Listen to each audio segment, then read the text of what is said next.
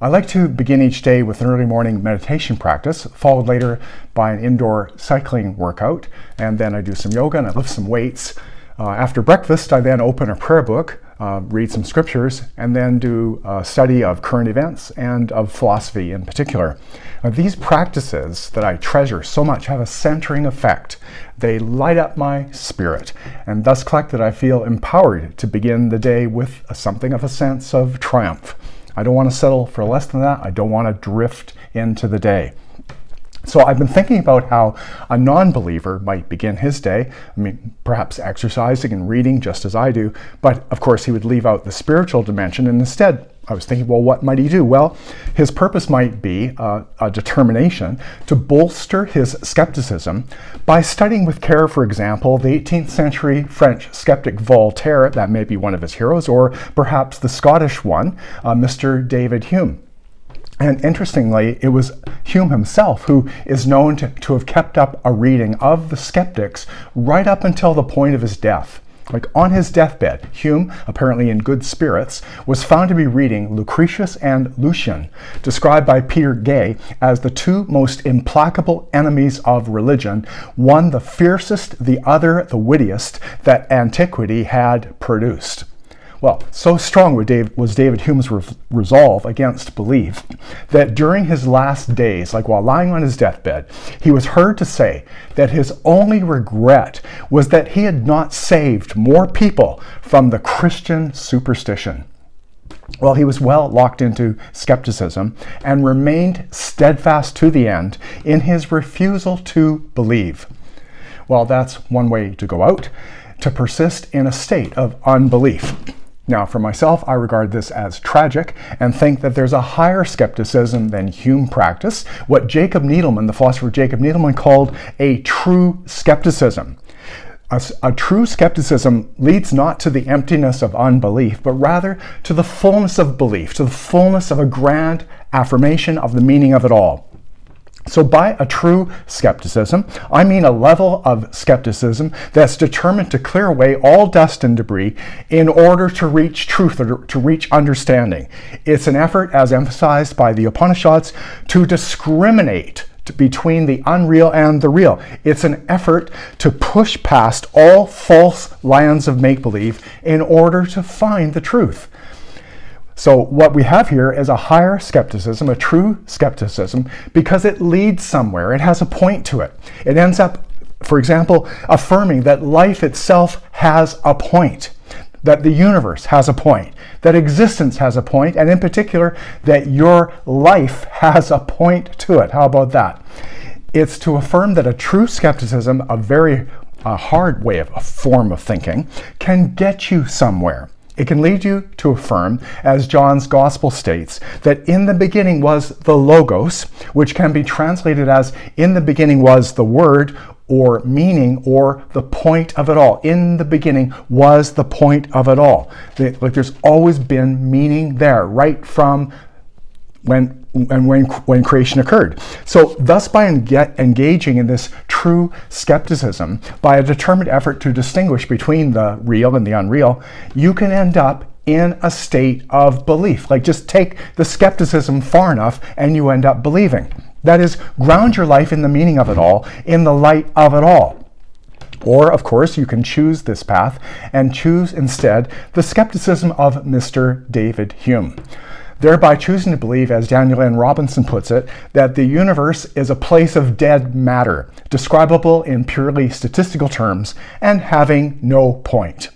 So this is a lower skepticism because it never leads you to truth and to meaning. Instead, it tears down for the sake of it until you're left with nothing but deathbed emptiness.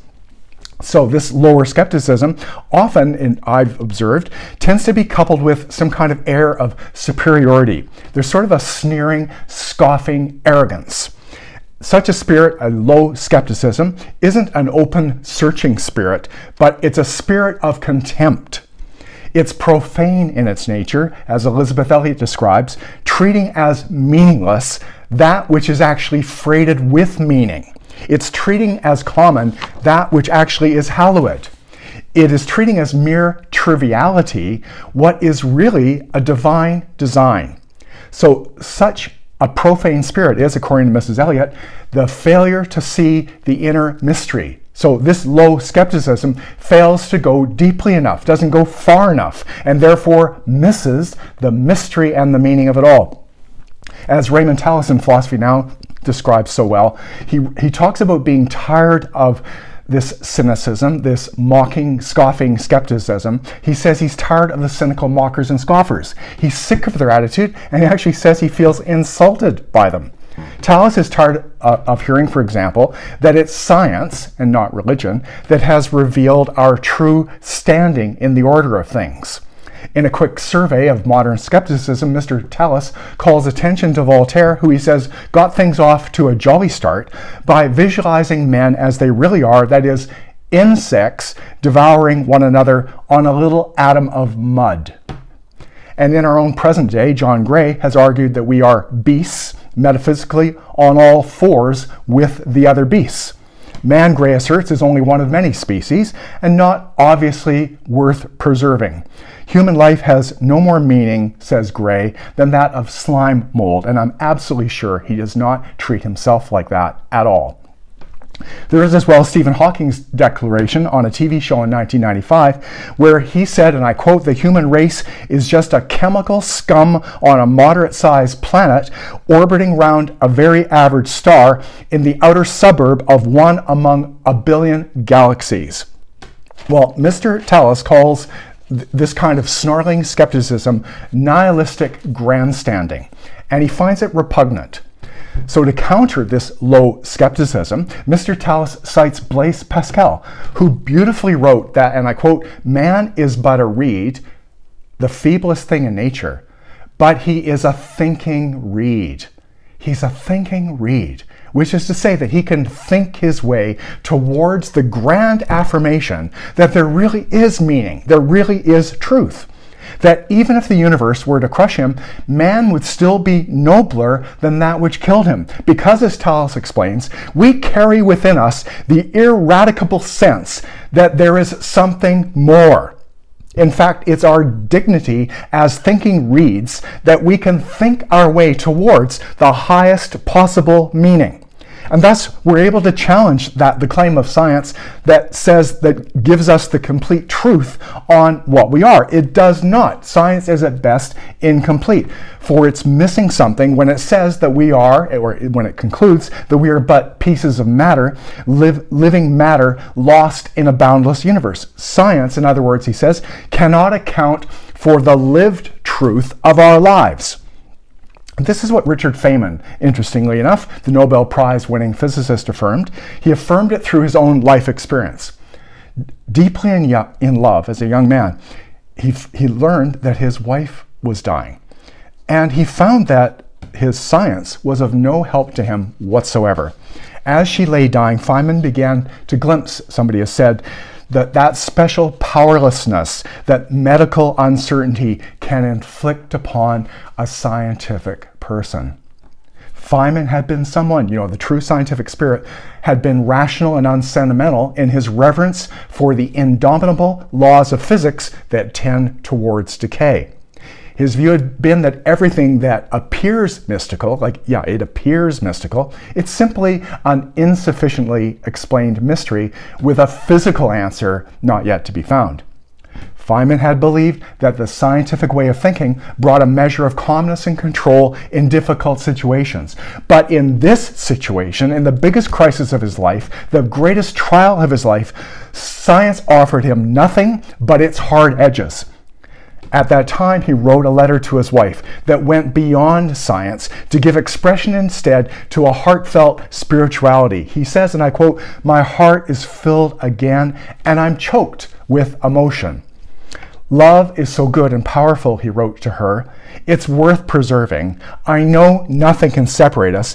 I know we both have a future ahead of us." Remember, she's dying. "I know we both have a future ahead of us with a world of happiness now and forevermore." This is a grand metaphysical affirmation. So Feynman broke past the hard edges of science into an exploration of his own irrepressible and vulnerable heart as it opened up, filled to the brim with metaphysical affirmations. And then, 2 years after his wife's death, he wrote another remarkable letter, which has only recently been discovered, to a non-physical entity. Well, that non-physical entity was his wife, who had died 2 years before. And in this letter, it's a long letter, I'm just going to share a very brief excerpt. He says, "Darling, I adore you, sweetheart. It's such a terribly long time since I last wrote to you, almost 2 years, but I know you'll excuse me because you understand how I am, stubborn and realistic, and I thought there was no sense to writing. But now I know, my darling wife, that it is right to do what I've delayed in doing, and that I've done so much in the past. I want to tell you I love you. I want to love you. I always will love you." Again, here he is shifting from sort of the hard edge of science, shifting into something deeper. Richard Feynman, the great physicist, went beyond science, went beyond skepticism to affirm meaning and truth on a higher level. And so I think as we ponder this, that what it comes down to is a choice between what William James calls two momentous choices, like the choice every person in every generation has to face. We can choose with David Hume to reinforce the skeptical stance by an appeal to every argument we can find against religion. Or we can choose to run with what Daniel N. Robinson calls the many other arguments for believing that there is actually ample evidence of design, intention, plan, and intelligence. Well, for Robinson and for me, the choice is for that higher skepticism, that true skepticism that leads to truth and meaning. In Robinson's words, there are good arguments for assuming that the whole thing indeed does have a point, and that that point points ultimately to a divine and providential source. In other words, that's the point of a true skepticism, that it will lead you into the wonder of belief.